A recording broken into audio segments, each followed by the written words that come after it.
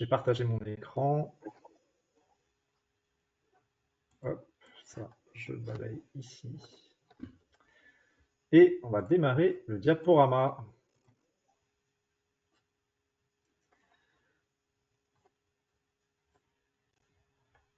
Tac. Eh ben, il y a déjà quelques participants qui sont arrivés, qu'on salue du coup. Et Marion, est-ce que tu peux nous faire un petit test un retour sur le son et sur l'image, s'il te plaît? Marion, super, parfait. Tu as même des petits smileys pour communiquer avec nous.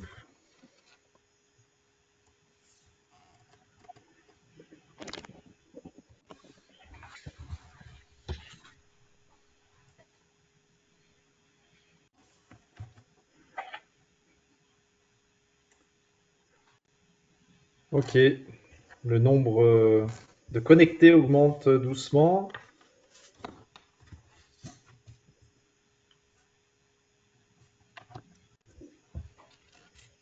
11 heures, parfait. Bah, Clotilde, comme convenu, je te propose qu'on attende jusqu'à 11h01, voire 11h02, et puis on commencera à ce moment-là. Je Très salue bien. déjà ceux qui sont déjà connectés. Bonjour à tous.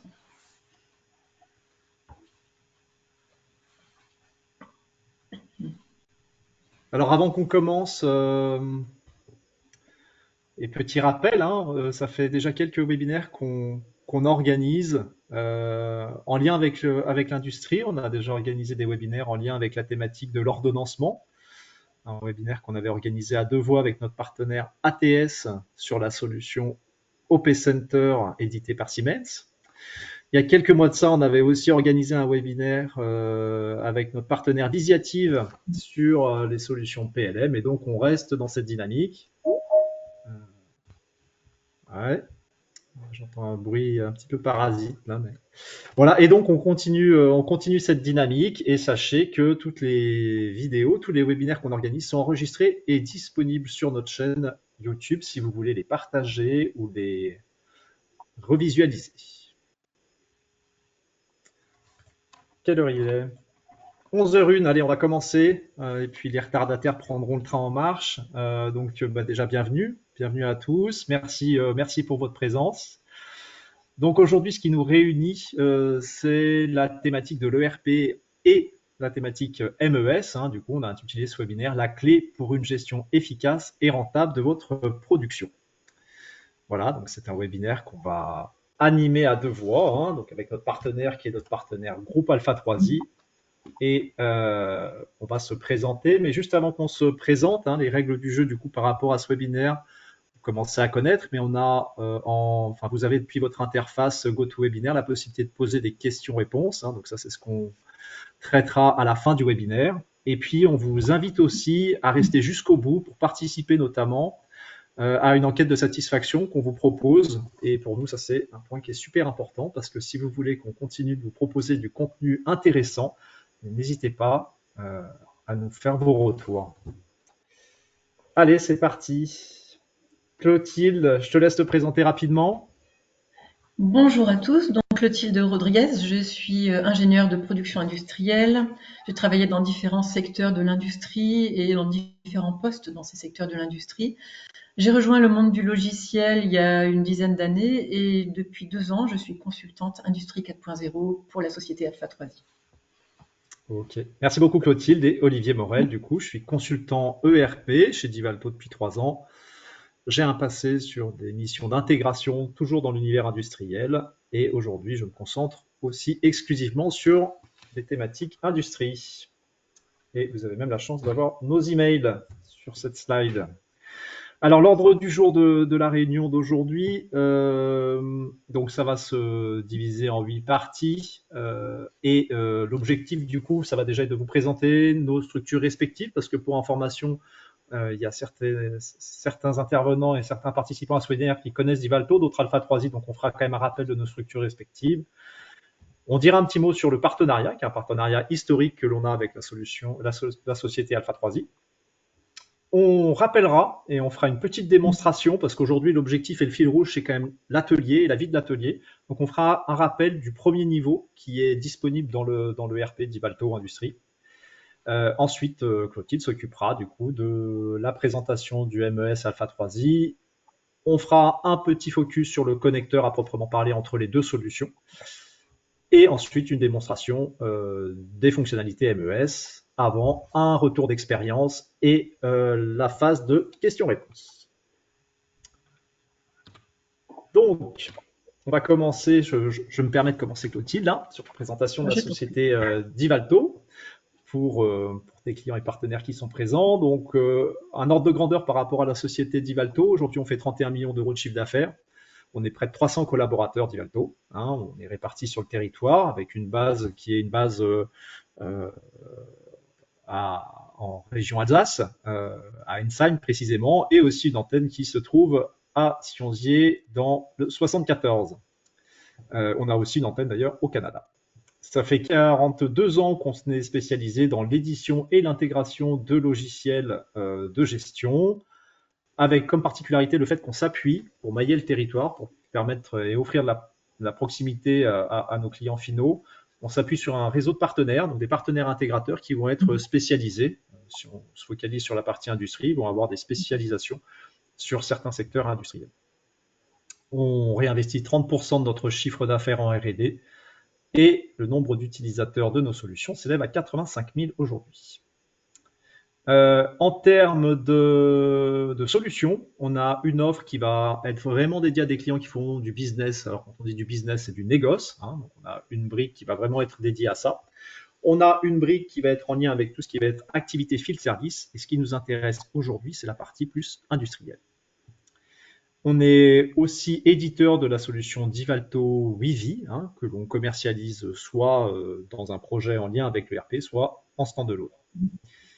Entre 2022 et 2023, on a fait 19% de croissance de notre chiffre d'affaires. Voilà pour les informations essentielles. Et puis après, on est évidemment à votre disposition si vous souhaitez plus d'éléments. Je te donne la main du coup sur la présentation Alpha 3i, Clotilde. Oui, tout à fait. Donc, Alpha 3i est une société familiale qui a été créée en 1996 dans les Alpes, donc dans la région d'Annecy plus précisément. Alpha 3i est éditeur de solutions logicielles. 3 solutions. La première, c'est le MES, dont on va parler un peu plus largement aujourd'hui, qui est dédié donc au pilotage d'ateliers et le suivi des opérations des ateliers en temps réel. Une deuxième solution, qui est la gestion des temps et des activités, qui va permettre de contrôler les temps de présence, la planification des horaires des employés et d'autres fonctions. Et la troisième solution informatique, donc qui est la gestion des accès au bâtiment, avec notamment la gestion des accès des employés et des visiteurs. Donc ça, c'est les 3 solutions proposées par éditées par Alpha 3i. Donc Alpha 3i est éditeur, mais également intégrateur de ces solutions. Alors, si on parle un peu plus de l'activité MES, aujourd'hui, on a une expertise de 25 ans sur le MES. 400 sites sont équipés de la solution CIMAG MES, ce qui représente 15 000 utilisateurs au quotidien et répartis dans 20 pays. Alors, il faut savoir que nos clients sont tout type d'industrie dès lors qu'il va y avoir de la transformation, des industries de transformation. Et nos clients sont des points d'entrée généralement en France, qui nous ont conduits à l'étranger par leurs filiales, ce qui fait qu'aujourd'hui, on a une présence dans 20 pays.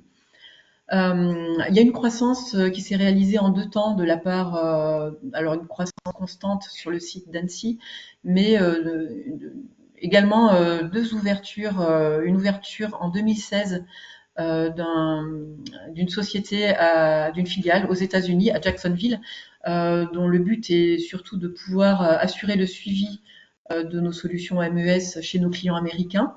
Et plus récemment, en 2023, l'acquisition d'une société angevine, Atelog2i, qui est éditrice d'un logiciel MES également, plus axé sur la performance, et d'un logiciel WMS. Donc le WMS, pour information, Warehouse Management System, c'est un gestionnaire d'entrepôt plus en lien avec la logistique.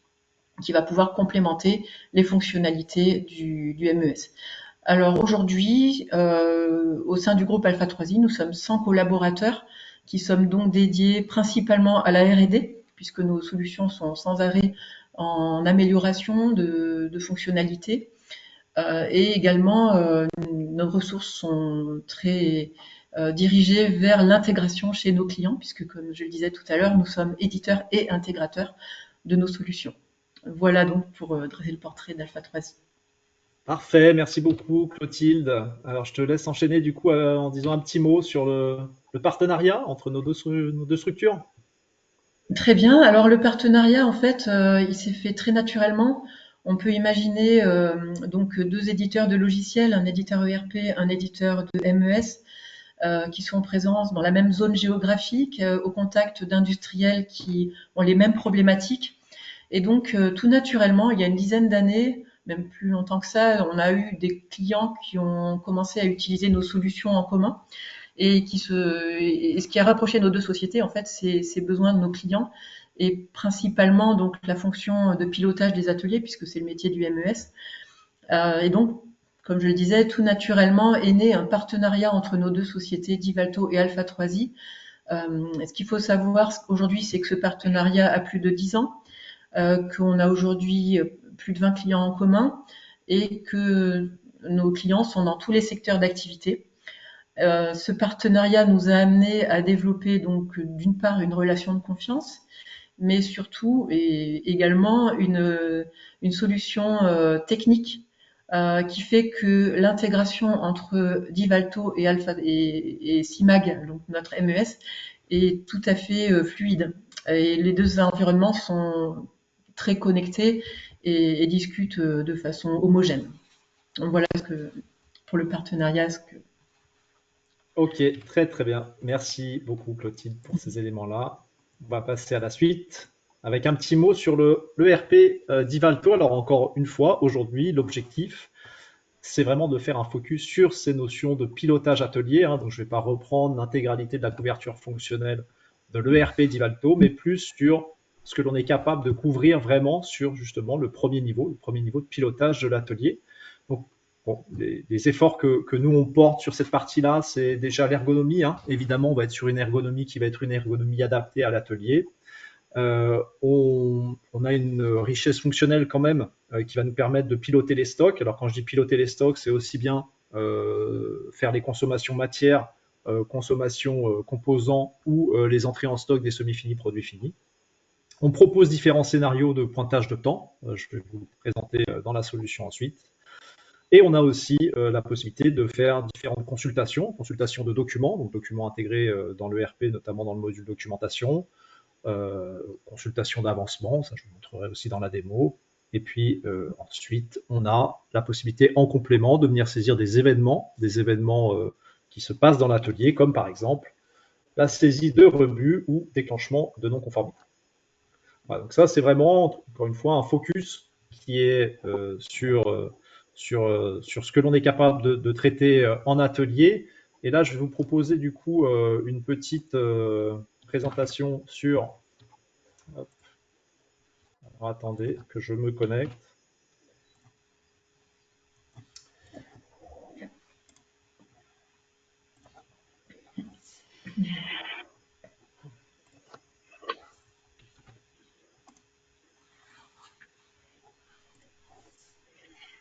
Alors,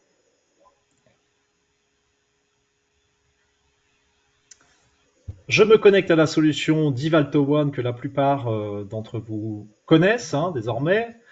Donc, je ne vais pas représenter l'intégralité des fonctionnalités de One, mais j'arrive sur un cockpit qui va être du coup mon cockpit de pilotage production, comme on le voit dans la partie supérieure. Et j'ai différents ordres de fabrication qui ont été créés cette semaine.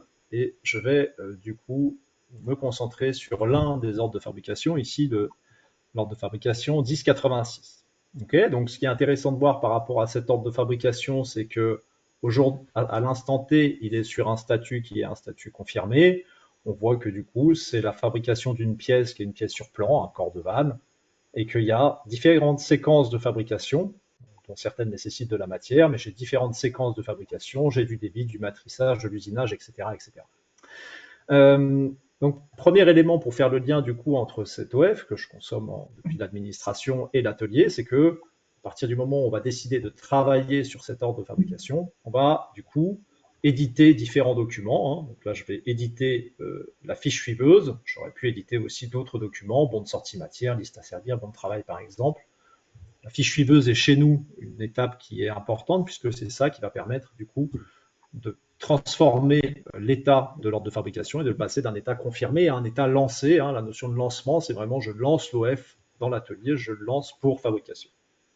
Okay, donc, par rapport aux documents, on a bien sûr la main sur les masques d'édition, mais ce qui va être intéressant ici, c'est tous les codes barres qui vont être disponibles sur les documents et que derrière, on va pouvoir du coup réexploiter dans l'atelier avec des systèmes de platines, hein, des platines accueillant du coup et permettant de consommer d'Ivalto Industrie et un système de douchette pour faciliter les différentes saisies.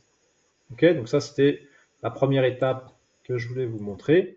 Et on va maintenant se concentrer sur les différents scénarios qui sont possibles et les différentes possibilités que l'on a depuis le scénario. Vous êtes toujours là? Oui. Clotilde, tu m'entends toujours? Oui, tout à fait. Parfait, merci. Ok. Donc, merci. En termes de saisie atelier, on voit qu'on a différents scénarios. Hein. Donc, j'ai un démarrage de saisie qui est possible. On voit qu'on a des scénarios où on peut soit en début de séquence venir déclarer et dire bah, je commence à travailler sur cette séquence-là, ou alors de venir faire de la saisie en post-séquence, c'est-à-dire à la fin de ma séquence, je vais venir dire bon bah voilà, j'ai fini de travailler et je vais renseigner un certain nombre d'informations. C'est plutôt ce format-là que je vais vous montrer. En lien avec ce que je vous ai dit aussi avant, on voit qu'on a impact possible sur les stocks, puisque je peux directement depuis l'atelier faire des sorties de matière ou de composants ou des saisies d'entrée sur produits finis ou semi-finis. On voit qu'on a aussi d'autres possibilités comme la création de bons de regroupement, la saisie de contrôle par exemple. Donc moi ce qui va m'intéresser ici c'est de faire une saisie du coup qui va être une saisie atelier. On va rester sur l'ordre de fabrication sur lequel on était tout à l'heure.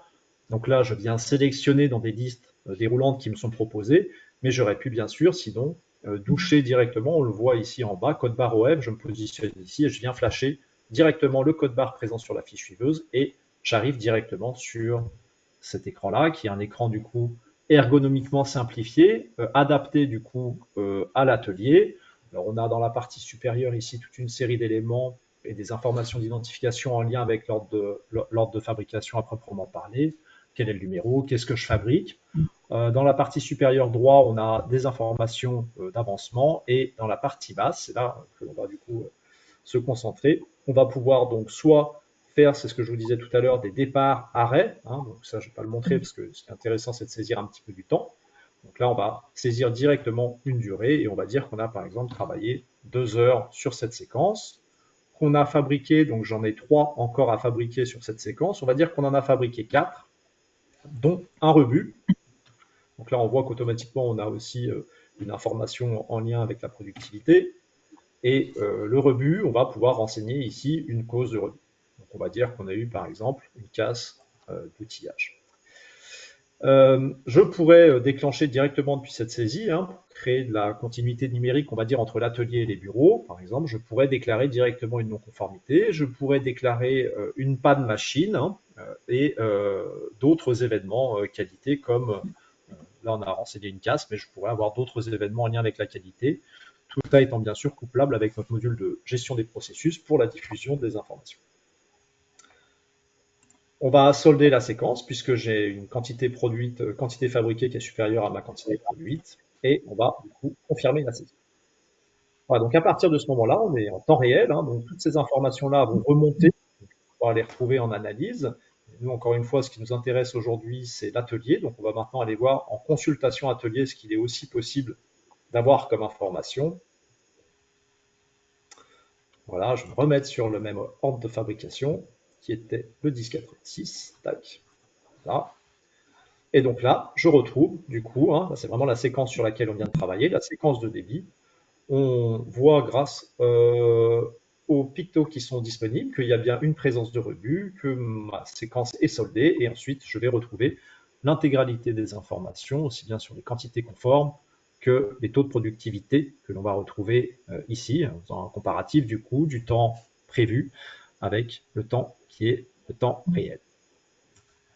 Voilà ce que je voulais vous présenter. Donc, à avoir en tête, avant que je te repasse la main, du coup, Clotilde, à avoir en tête le fait qu'on a déjà un premier niveau qui est disponible dans la solution d'Ivalto Industrie pour piloter en temps réel une partie de l'activité sur des scénarios comme ça que je viens de vous présenter. Clotilde, je te laisse du coup reprendre la main pour enchaîner sur la suite de la Oui, présentation et très bien. on se concentrer sur l'OMS. Parfait. Alors, je ne sais pas si vous voyez mon écran. Oui, ça a l'air bon. C'est bon, très bien. Donc, le MES. Alors, on va parler du monde du MES et plus précisément du MES CIMAG. Alors, il convient, je pense, de définir qu'est-ce qu'un MES. Donc, un MES, en fait, c'est Manufacturing Execution System, pour commencer par l'acronyme. C'est l'outil de l'atelier, l'outil de gestion et de suivi de tout ce qui va se passer dans l'atelier. Si on imagine une usine de transformation avec comme une boîte à l'entrée de laquelle on aurait de la matière première et à la sortie de laquelle on a un produit fini, le MES va permettre de tracer tout ce qui va se passer depuis l'entrée de la matière première jusqu'à la sortie du produit fini. Alors, concrètement, comment ça se présente? On peut imaginer un flux de matière qui va traverser l'usine et le MES va être le flux d'informations qui va suivre cette matière. Le point d'entrée du MES va être l'ordre de fabrication qui nous sera fourni par Divalto. Et à partir du moment où on a l'ordre de fabrication qui arrive dans l'atelier, on va donc collecter tout un panel de données qui va être finalement la représentation informatisée du flux physique. Finalement, on va collecter de la donnée en temps réel qui sera utile au moment pour construire des tableaux de supervision temps réel de ce qui se passe dans l'atelier, mais qui sera utile également a posteriori pour le suivi des analyses a posteriori sur des tableaux de bord BI qu'on va pouvoir construire pour voir ce qui s'est passé au niveau de l'atelier la semaine dernière, le mois dernier, sur l'année, etc. Et bien entendu, vous l'avez compris déjà, c'est un système MES donc qui est fortement intégré à l'ERP puisque c'est l'ERP qui mène la danse au niveau de l'entreprise. Le MES, son métier, c'est vraiment l'atelier. Alors le MES, il va s'adresser à une population très variée puisque finalement, ce qui se passe dans l'atelier, c'est là que se passe toute la valeur ajoutée dans l'usine. C'est là que est vraiment le lieu de transformation avec la valeur ajoutée dans l'usine. Donc, ça va finalement concerner un petit peu tout le monde. Les premiers qui vont être concernés, ça va être les opérateurs à côté des machines, parce que le MES va mettre à leur disposition qu'est-ce que je dois faire maintenant, quel est le travail que je dois réaliser maintenant, et comment est-ce que je dois le faire. Donc là, le MES va les guider à travers des écrans dans lesquels ils vont retrouver la recette, les ingrédients et toute la documentation associée. Recette, gamme de fabrication, ingrédients en nomenclature et toutes les informations liées à l'OF associées. Les opérateurs donc sont fortement intéressés déjà par cet aspect informatif, qu'est-ce que je dois faire, mais également par l'aspect déclaratif, qu'est-ce que je dois déclarer. Ils vont être les acteurs finalement qui déclarent tous les lieux de bon fonctionnement et de dysfonctionnement de l'atelier. Ça, c'est très important parce que c'est à travers cette déclaration qu'on va avoir une donnée fiable représentative du terrain. Alors, les autres populations qui vont être très intéressées vont être évidemment les responsables de production, de qualité et de maintenance, puisque ces trois populations sont au plus près de l'opérateur. La production, le responsable de production ou le superviseur va devoir organiser le travail des opérateurs, donc le MES va l'aider pour ça, à organiser la production normale, mais surtout à organiser la production dès lors qu'il se passe quelque chose d'anormal. Pouvoir réagir à des événements qui n'étaient pas attendus et se reconfigurer rapidement pour faire en sorte que la production continue. La qualité va être intéressée parce que le MES, en tant que système d'information, va permettre ce qu'on appelle le zéro papier, qui est très intéressant pour les gens de la qualité. Sans MES, on se retrouve avec une population qui va devoir ressaisir des données qui étaient écrites sur un bout de papier, c'est pas forcément évident au quotidien. Là, le MES capte l'information au moment où elle a été saisie et dans le contexte dans lequel elle a été saisie. La maintenance, c'est pareil, c'est des gens qui vont pouvoir avoir une vue sur les dérives au niveau des machines, les dérives d'accidents, d'incidents, de dysfonctionnements, et qui vont donc pouvoir réagir et aller jusqu'au Graal qui est la TPM, Total Productive Maintenance, qui permet de faire de la maintenance sans arrêter les machines. Enfin, on va avoir des services un peu déconnectés de la production, mais quand même intéressés par ce qu'il s'y passe, comme la direction, l'informatique, le commerce. La direction, évidemment, aime savoir quelles sont les données de production pour savoir quelle direction donner, quelle vision adopter au niveau de l'entreprise. L'informatique aime avoir un système centralisé et cohérent. Donc là, on a un MES qui est fortement intégré à l'ERP, Alpha 3i d'Ivalto, et donc l'informatique est très intéressée d'avoir ce socle qui est vraiment euh, homogène. Le commerce, ils aiment bien pouvoir dire à leurs clients, ta commande, je sais, elle est actuellement dans l'atelier et je vois, grâce au MES, qu'on en est là au niveau du suivi. Euh, et enfin, la logistique qui transporte les éléments dans l'usine va devoir transporter des encours, des matières premières, des produits finis. Le MES va pouvoir le renseigner sur l'état des lieux de transport. Bon, les avantages, je ne vais pas les redire, je viens de les balayer, mais en deux mots, fiabilité, gain de temps, zéro papier, coût, standardisation. Finalement, ce qu'on peut dire, c'est que si je revois l'aspect ERP et l'aspect MES, pourquoi est-ce que ces deux produits vont être complémentaires? Ben, l'un va être vraiment l'ERP, c'est le socle, la colonne vertébrale logicielle de l'entreprise, avec des fonctions déjà existantes pour l'atelier, comme on vient de le voir avec Olivier à l'instant. Mais le MES, ça va être vraiment l'outil de l'atelier qui réagit en temps réel, qui donne de l'information en temps réel et qui permet donc de rebondir en temps réel sur ce qui va se passer. Si on regarde un petit peu le système d'information sans MES, comme vous le connaissez, vous, si vous êtes chef de prod, on va avoir chaque service avec sa feuille Excel, chaque opérateur avec son papier et son crayon pour noter les contrôles qualité et les temps et les quantités, des machines qui vont nous fournir des quantités mais qui seront ressaisies, des intégrations avec l'ERP qui seront faites via des feuilles Excel bien souvent. Et chacun va avoir dans son coin son petit bout de logiciel qui intéresse son service à lui, avec pas forcément un socle commun. Et ce socle commun, on va le trouver avec l'implantation d'un MES qui va rassembler toutes les informations. Alors, les informations d'acquisition des machines, par exemple, un convoyeur, on va mettre des objets connectés qui vont compter les machines, les produits, et renseigner sur un comptage horodaté. Une connexion avec des machines par des protocoles tels qu'OPCUA, par exemple. Et enfin, des opérateurs qui auront à leur disposition des moyens informatiques pour renseigner ce qu'ils faisaient avant sur papier. Bien entendu, avec une intégration très forte côté ERP, via notamment l'OF, comme on en parlait tout à l'heure.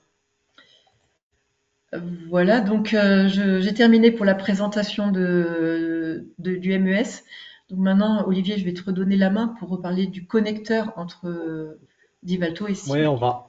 on va rentrer un petit peu dans le détail juste du connecteur avec un slide qui est un slide technique qui du coup présente en fait les échanges de données. Donc on voit qu'on a Divalto ERP à gauche et puis Alpha 3i qui se trouve à droite avec en effet l'ordre de fabrication, comme tu viens de le dire, Clotilde, qui va venir embarquer et centraliser un certain nombre de données. Ce qui va surtout être intéressant ici, c'est du coup sur la partie droite de voir les données qu'on va réabsorber. Donc c'est des déclarations de temps en production bien sûr. On va aussi absorber tout ce qui va être déclaration des quantités, quantités produites et aussi des composants consommés. Et on va aussi, en termes de contrôle fonctionnel, être capable de récupérer les éléments de contrôle en lien du coup avec la qualité. Donc l'information scrutateur, ici, bon, le scrutateur c'est un élément technique, mais ce qui est intéressant et ce qu'il faut avoir en tête, c'est que ce scrutateur permet du coup de l'automatisme, entre guillemets, il n'y a rien à faire en termes humains pour réabsorber les données qui sont les données encapsulées dans les solutions Alpha 3i et on les fait remonter avec une fréquence établie directement dans Divalto. Un dernier mot sur ces éléments techniques, c'est que on est aussi bien capable de venir utiliser des échanges de fichiers plats, parce qu'on a encore certains de nos clients, une majorité de nos clients qui sont aujourd'hui on-prem, mais la solution, par exemple, One, qui est disponible en SaaS, on est également prêt avec du coup des échanges de données via web service. Très bien. C'est très clair. Donc on voit bien l'interface essentielle via l'OF entre Divalto et Alpha3i.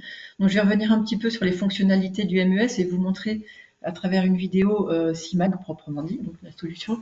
Si on regarde un petit peu les fonctionnalités du MES, on va retrouver les éléments de qualité. Donc, quand on parle de zéro papier, le papier, il n'y a pas plus agile. Quand je vais dans des usines et parler de l'installation d'un MES, c'est compliqué pour les opérateurs parce qu'ils se disent on va remplacer notre papier. Il n'y a pas plus agile qu'un morceau de papier. On peut griffonner dessus, on peut le passer au voisin.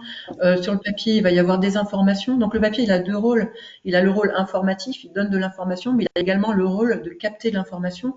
Et c'est ici que le MES va, à travers la documentation, fournir le côté informatif, gamme de contrôle, nomenclature à l'opérateur, et à travers l'aspect qualité, capter l'information que l'opérateur mettait sur un bout de papier avant et qui maintenant va être saisie directement dans le MES. On va trouver également donc tout un tas de fonctionnalités autour des produits, déjà le cheminement des produits et des lots, des encours. Combien de superviseurs me disent mon premier problème aujourd'hui, c'est de savoir où sont mes encours. Je ne sais pas où sont mes encours. Là, on va savoir où sont les encours, mais on va pouvoir aller plus loin. On va pouvoir savoir pour un produit donné quels sont les lots qui le composent. Et de la même façon, pour un lot donné, dans quel produit est-ce qu'il est utilisé. Donc, on va avoir une traçabilité montante et descendante au niveau des matières. Et enfin, au niveau des ressources, on va pouvoir gérer tout ce qui va être machines, ateliers, usines, outillage de métrologie qui vont être utilisés si on souhaite les tracer, notamment dans l'aéro. On va avoir un besoin de traçabilité très fort des outillages utilisés pour un serial number donné. On va pouvoir le faire donc à travers le MES. Enfin, on va avoir tout ce qui va être l'acquisition, le management visuel et les analyses qui vont permettre d'avoir des outils de supervision temps réel et de management visuel temps réel, et également des outils de management visuel et de supervision a posteriori, comme je le disais tout à l'heure. Donc, ce que je vous propose, c'est qu'on rentre un petit peu dans le logiciel CIMAG à travers une vidéo que je vais vous montrer ici. Donc, en fait, CIMAG est composé de deux logiciels. Le logiciel qui va être administrateur et le logiciel qui va être au pied des machines, à disposition des opérateurs. Donc là, on va commencer par le logiciel administrateur, CIMAG Production. Et là, on voit donc l'outil de lancement OF, où on voit donc les OF qui viennent d'arriver depuis Divalto. On a ici toute notre liste d'ordres de fabrication. Et pour un OF donné, on va voir donc les informations pertinentes qui vont remonter ici, avec l'article, le nombre à fabriquer, la quantité lancée, la date de fin souhaitée. On va avoir donc les données de gamme de fabrication avec les différentes opérations à réaliser qui seront dispatchées sur les machines ad hoc, ce ne sera pas forcément la même machine, la nomenclature pour chacune de ces opérations qu'on va retrouver ici, les outillages utilisés, donc tant d'un point de vue fabrication que d'un point de vue contrôle. S'il y a des outillages qui sont spécifiés, on va les retrouver ici. Donc là, voilà, là c'est ici que les ordres de fabrication vont être disponibles. Maintenant, ces ordres de fabrication, on va devoir les mettre à disposition des opérateurs. Alors, je fais une petite pause.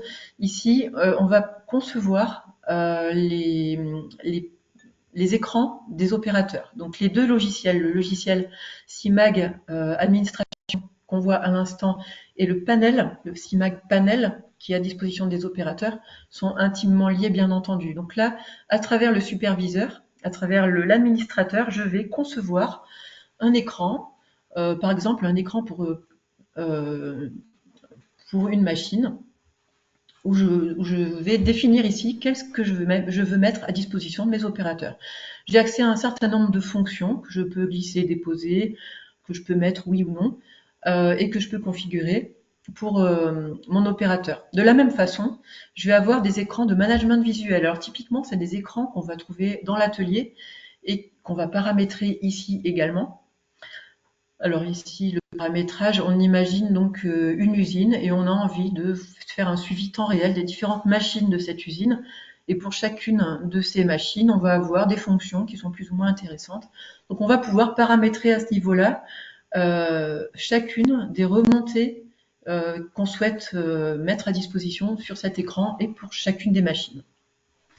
Voilà, donc là on a configuré un écran de supervision et on le lance. On le lance, donc typiquement, on va voir ce qui se passe tout de suite en production pour cet atelier. Et on voit qu'il ne se passe pas grand-chose parce que pour le moment, toutes les machines sont arrêtées. Visiblement, il n'y a pas de production en cours. Maintenant, alors je vais faire une petite pause à nouveau dans ma vidéo. Ici, je vois en parallèle l'écran panel PC. Donc là, on est au pied de la machine. Et on voit un écran opérateur qui doit gérer 4 machines. 1, 2, 3, 4. Avec pour chacune des machines l'accès aux détails et l'accès aux documents. On va voir un petit peu plus loin comment ça se précise. Donc là, moi, opérateur, pour le moment, je ne suis pas encore badgé. On voit qu'il n'y a aucun opérateur badgé. Là, je rentre dans le détail pour la machine numéro 1. Je vois qu'il n'y a pas d'OF en cours, il n'y a pas vraiment d'informations.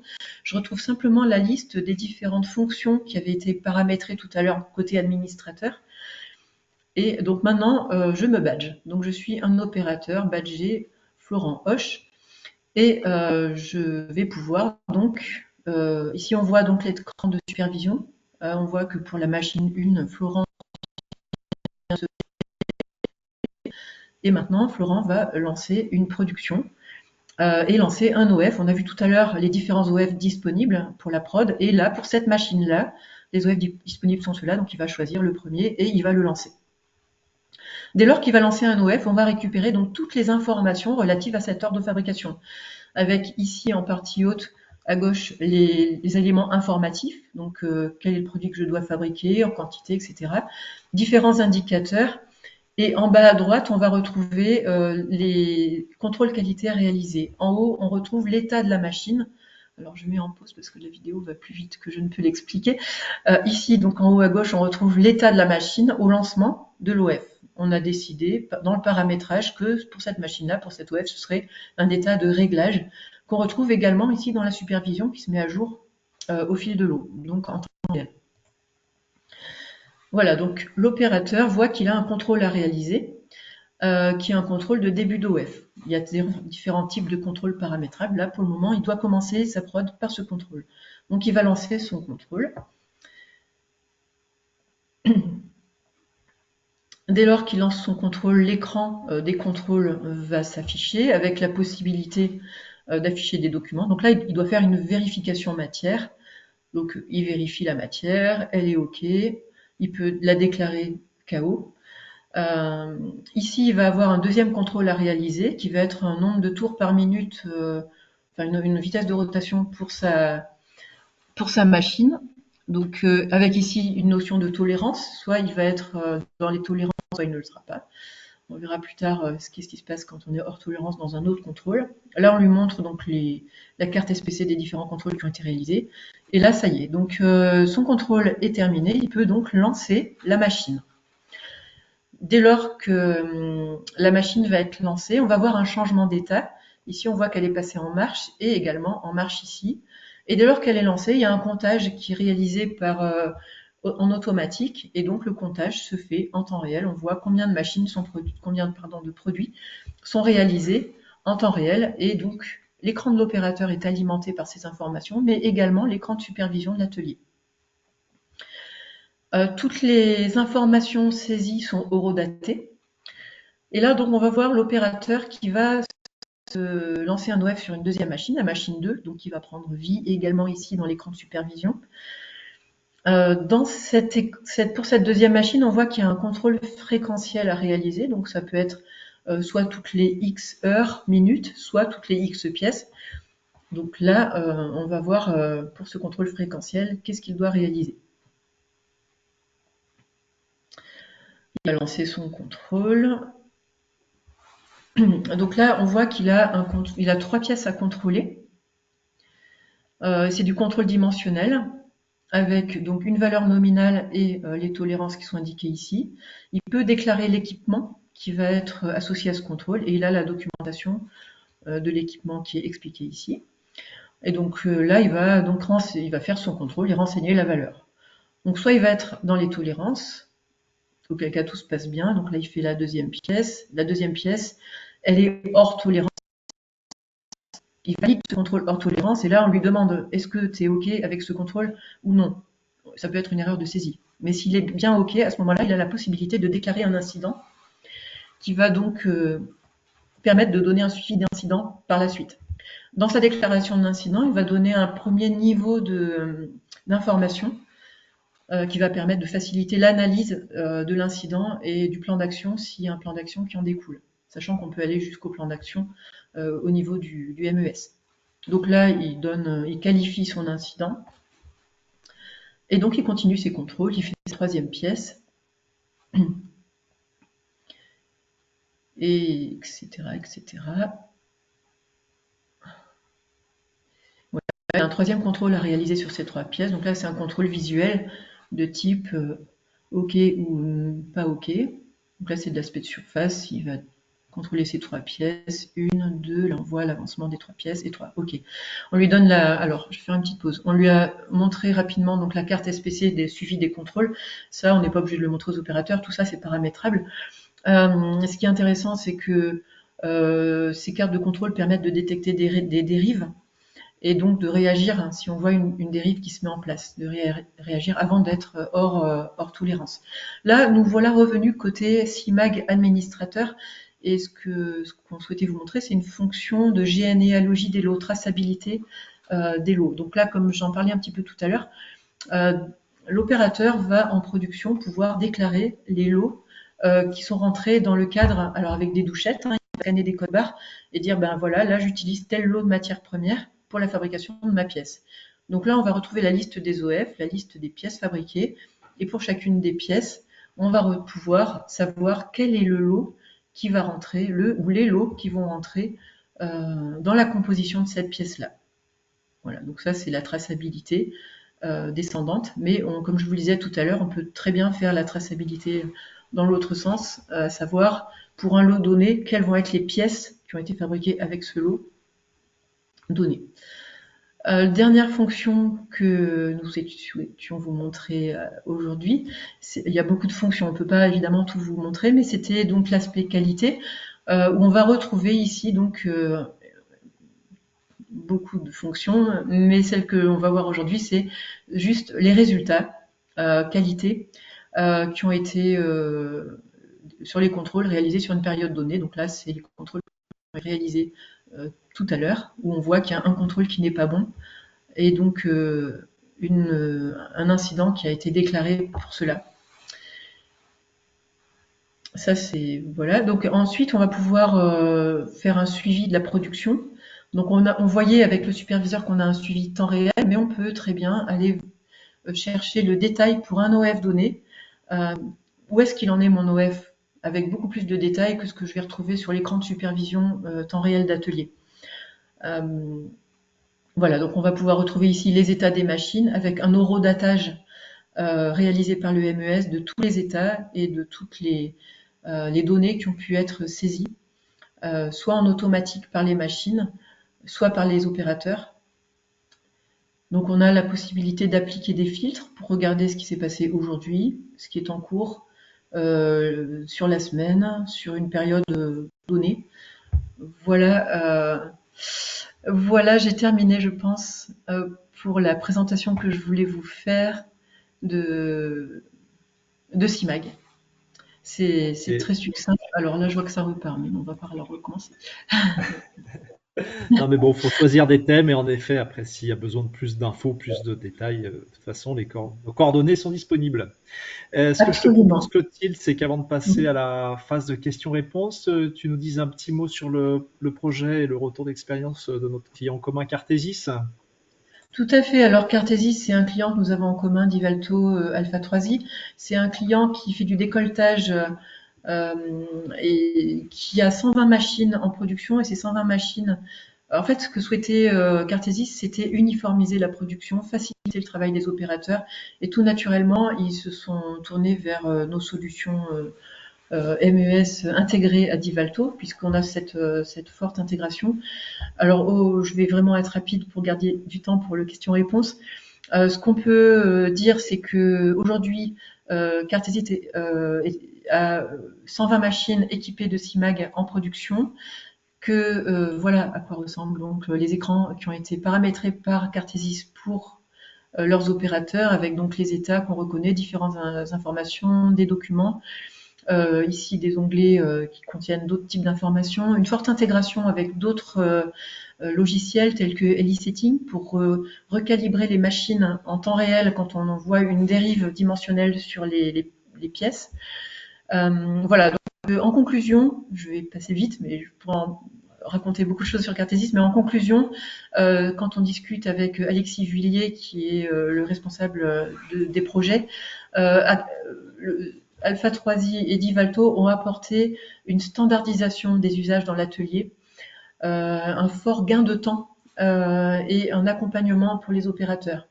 Et finalement, le projet initial, qui était simplement d'avoir un gain de temps et un zéro papier, a été beaucoup plus large que prévu initialement. Ils ont vu des fonctionnalités qui les ont intéressés et qui ont permis de pousser ce projet vers ce qui est aujourd'hui un succès chez eux, qui est en train d'être déployé à l'étranger. Voilà, j'en ai fini pour le cas d'usage. Ok, parfait. Merci beaucoup, Clotilde. Et ce qu'on vous propose, donc je l'ai dit en intro tout à l'heure, mais vous avez un petit picto avec un point d'interrogation dans un rectangle. Là-bas, je vois qu'il y en a déjà qui ont commencé à poser leurs questions, donc c'est parfait. Mais en tout cas, c'est bien ici qu'il faut poser les questions. C'est là où il y a le petit point d'interrogation. Euh, Tac. Alors, bah, je vais commencer du coup par les premières questions qui ont été posées déjà sur le connecteur. Est-ce que le connecteur entre les deux solutions est-ce que le connecteur est payant ou intégré dans le coût des licences? Donc ça, je vais prendre la question de Clotilde. Donc ça, c'est un point qui est important. C'est quelque chose que l'on pousse au niveau de Divalto. C'est-à-dire que l'on s'occupe de cet aspect connecteur et non, il n'est pas payant. C'est-à-dire qu'il est bien intégré dans le coût des licences. Alors je lis en même temps du coup une question de Laurence. Avez-vous un suivi opérateur hors OF et un suivi de maintenance? Clotilde, peut-être. Oui, Est-ce alors que... pour ça, alors comme je le disais en introduction, Alpha 3i est éditeur de 3 solutions logicielles, donc le MES, mais également un suivi de gestion des temps qui est évidemment intégré à notre MES si nécessaire, mais qui peut être complètement déconnecté. Donc on peut avoir effectivement un suivi opérateur hors OF. Alors pour le suivi de la maintenance, oui, on peut avoir un suivi de la maintenance, mais là, il peut être fait à plusieurs niveaux. Alors, on a un suivi premier niveau dans les fonctionnalités de CIMAG, mais pour nos clients qui ont un besoin de suivi de la maintenance plus poussé, à ce moment-là, on va pouvoir s'intégrer avec une GMAO en place. Là, après, le curseur va se placer différemment en fonction des contextes projets de nos clients. Ok, merci beaucoup Clotilde pour cette réponse. Je réponds. Alors, il y a une question de Nicolas sur la partie planification des OF se réalise sur Divalto ou sur CIMAG. C'est une bonne question du coup. Il y a plusieurs architectures ici qui sont possibles à ce niveau-là. Celle que nous on préconise du coup au niveau de Divalto, c'est le fait que l'ERP reste maître au niveau des ordres de fabrication, s'interface avec la partie OP Center APS. Du coup de Siemens via le partenaire ATS et ensuite peut s'interfacer aussi. C'est l'APS qui va se connecter avec la solution MES. En tout cas, c'est une architecture qui est possible. Mais si vous avez besoin de plus d'infos, on pourra aussi en reparler avec nos différents partenaires. Ensuite, il y a des questions qui sont assez précises. Je pense notamment à celle d'Adrien sur la partie PLM et indices. Donc, pour ces éléments-là, malheureusement, Grégory Thion, qui est notre PM, n'est pas là aujourd'hui. Donc, on va noter la question et puis on reviendra vers vous sur ce point-là. Même chose sur la partie du coup des réservations affectées. Une question qui est un petit peu plus loin. Question pour toi, Clotilde. Comment se déroule le pointage des ressources avec un MES? Alors, le pointage des ressources, en fait, les opérateurs, dès lors qu'ils vont arriver au pied de la machine, ils vont pointer Il y a différentes façons. Soit nos clients ont déjà des systèmes de pointage, auquel cas nous on vient s'interfacer avec leur système, soit ils n'ont pas de système de pointage, auquel cas nous on leur propose des systèmes de pointage. Normalement, habituellement, pour le démarrage d'un OF, un opérateur va pointer son opération. Et alors, pour les ressources, je vais parler des ressources humaines ici, et un opérateur va être affecté à une opération. Dès lors que l'opérateur va changer d'opération, il va dépointer du poste sur lequel il est et pointer sur un autre. J'espère répondre à la question. Si on parle des ressources main-d'œuvre, c'est ça. Et ensuite, pour tout ce qui va être des ressources machines, elles sont intégrées déjà. Lorsque l'OF va descendre au niveau de l'opérateur, on va avoir déjà donc les machines qui sont affectées sur l'OF, et donc le pointage et l'horodatage se fera dès lors que l'opération est lancée. Ok, merci Clotilde pour cette réponse. Nouvelle question du coup de Laurence. Est-ce que le matériel de saisie il est dédié à une machine ou est-ce qu'il peut être multi-machine? Alors, on peut avoir du multi-machine. On peut avoir un écran pour 8 machines avec CIMAG, 1, 2, 4 ou 8 machines. De ce fait, les interfaçages euh, peuvent être multi-machines. Ok, merci Clotilde. Alors là, il y a une question technique, je ne sais pas si tu auras la réponse, mais est-ce que les machines interconnectées doivent forcément fonctionner avec un protocole OPC UA ou bien cela peut se Non, pas faire sur les... forcément. Ok, Non, effectivement, donc là, ça va vraiment être du cas par cas. OPC-UA, c'est vrai que c'est un protocole qu'on connaît bien, qui va nous fournir donc toute une liste de données disponibles. Mais si la machine a déjà un autre protocole, ce qu'il faut, c'est qu'on définisse, nous, le lieu d'interfaçage entre le protocole de la machine et notre euh, capacité d'absorber ce protocole. Donc généralement, on définit un connecteur spécifique à ces échanges. ok. Adrien précisait du coup dans sa question. C'était quand même une vieille machine, donc sans doute à étudier, Adrien, pour Oui, ça doit dépendre de la probablement. machine. Ok. Des questions plus d'ordre général qu'on nous pose assez fréquemment quand on fait ce type de webinaire. Mais le déploiement d'un MES aujourd'hui, Clotilde, tu dirais que ça prend combien de temps? Alors c'est toujours des critères. On est aussi habitué à ces questions-là. Ça dépend toujours du contour fonctionnel. Mais si on veut donner une fourchette ou un temps Voilà, minimum, ok. C'est vrai qu'effectivement, c'est très variable. Tout va dépendre de l'énergie qui est mise dans le MES, de la voie. Enfin, il y a pas mal d'ingrédients qui vont faire qu'un projet va être plus ou moins rapide et son déploiement plus ou moins tôt. Nous, ce qu'on conseille, c'est de commencer par des fonctions simples, mais qui vont résoudre les problèmes compliqués. On commence par une fonction, ce qui permet de s'acclimater déjà avec le logiciel et d'acclimater aussi les opérateurs. Et donc, pour répondre à la question, un projet simple pourra démarrer en 3 mois, un projet plus complexe pourra prendre un an et demi. Pour revenir sur Cartesis, Cartesis, c'était un projet qui initialement pouvait être simple. Il mhm. s'est passé dans le contexte Covid.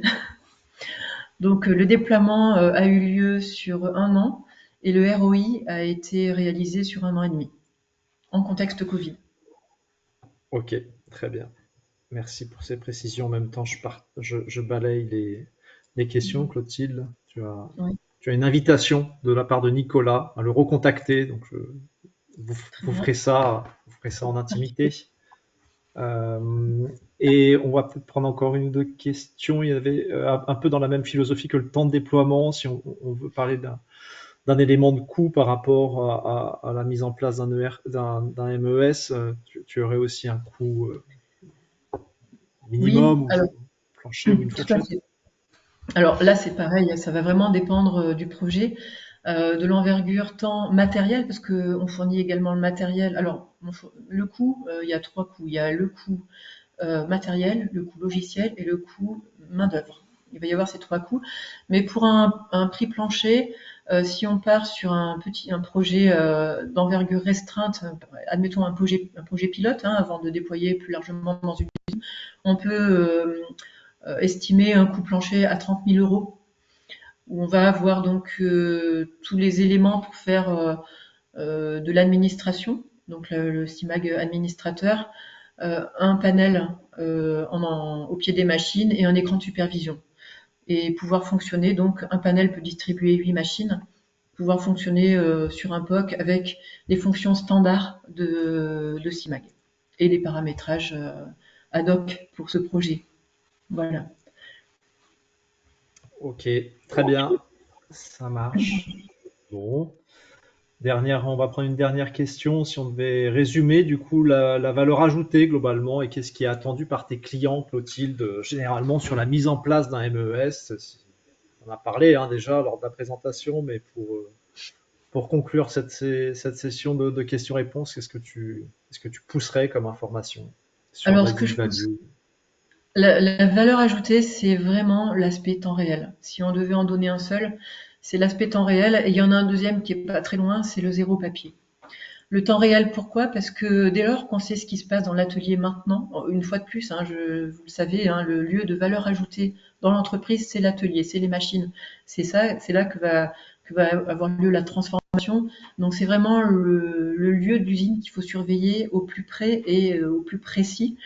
Et donc le fait de savoir ce qui se passe en temps réel sur les machines, ça permet de réagir au plus tôt et de s'améliorer puisqu'on peut faire donc le au plus tôt dans le temps réel, mais aussi le a posteriori avec des parétos de causes de dysfonctionnement. On va pouvoir mettre en place des plans d'action pour résoudre les problèmes les uns après les autres et donc s'améliorer au fil de l'eau. Et donc le zéro papier, qui est le deuxième élément qui est important pour nos clients, bah, tout simplement pour éviter la ressaisie, la fiabilité de l'information, l'horodatage de l'information, la traçabilité et tout ce qui va derrière. Voilà. Ça marche très bien, Clotilde. Nicolas, j'ai bien vu la question sur les différentes vitesses, mais ça nécessiterait d'avoir plus d'éléments en fait. Où est-ce qu'on se situe? Est-ce que c'est sur du théorique? Est-ce que c'est sur la partie ordo? Donc même chose. Je pense que le mieux c'est d'en rediscuter. Bon, merci à tous. On arrive du coup à la fin de ce webinaire. On vous remercie beaucoup pour votre présence, pour votre participation. Et puis, eh bien, on sera ravis de vous retrouver prochainement sur d'autres webinaires en lien avec l'industrie. Merci Clotilde. Avec plaisir. Alors Nicolas, je vous invite à me contacter parce que je ne sais pas si je Oui, sais pas quels sont les contacts. j'ai son mail, donc je pourrais te le passer. Parfait. Merci. Ok. Très bien. Merci à tous, bon appétit et à très bientôt. Bonne journée. Au revoir.